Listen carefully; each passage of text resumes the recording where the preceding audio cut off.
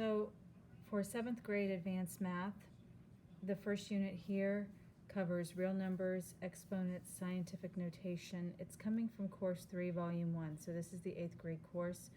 We're going to be looking at lessons 1 through 10. If you would, in your notebook, go ahead and set this up. Our essential question for this unit is, why is it helpful to write numbers in different ways? And we're going to be exploring that. You can pause the video right now. I'm going to turn my page, and on the inside you can see here the chapter. We have all the lessons that we're going to be covering, and then you also have a scale rubric to rate your understanding. So, challenge mastered. You've got it. You can teach somebody else. In this lesson, you've totally got it. You need a bit more of a challenge. 3, I've got it. I can do this on my own. 2, I understand a lot, but I still need some help. And 1 is, I understand a little bit, but I need a lot of help. So either 1 and 2 here, if you mark this off, this is where we're going to have to go back and do some reteach, get some clarification of whatever questions you have on that lesson. You'll also have the Florida standards for these lessons, what's expected, and you can read through these for a 4, 3, 2, and a 1. So for your Unit A scale. These are not the new best standards, these are the previous standards.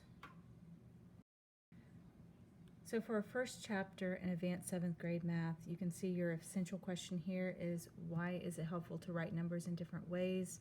We have our standards, the mathematical practices that we'll be using in this, and we're going to go through some real world examples. If you'll turn to, this is page 3, if you'll turn on to page 4 or 5, we have vocabulary. You can read through the mnemonic device here, rate your understanding, and then when will you use this. So if you'll take time to walk through this, this is PEMDAS, or your order of operations. Another way is this mnemonic device of, please excuse my dear Aunt Sally, to remember parentheses is what you want to solve first. Excuse stands for exponents, where you want to do that second. Thirdly, my dear, the M and D stand for multiplication, division. Remember, you're just solving those left to right as you come to them. And lastly, once you have those simplified, then Aunt Sally stands for add and subtract.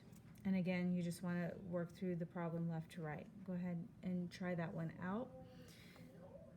Tell me if you have a clue, you've heard of it, you have no clue. What about these these vocabulary terms, these concepts?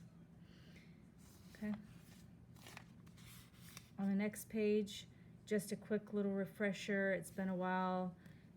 If you will, look at the 2 examples. The nice thing about this textbook is you do get examples, and then you can practice these problems. So we're looking at multiplying, simplifying the expression, and then finding that prime factorization on that second page.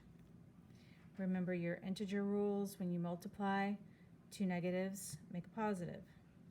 So when you come to a problem like number 9, where you have to create the prime factorization, remember you're going to need a negative number.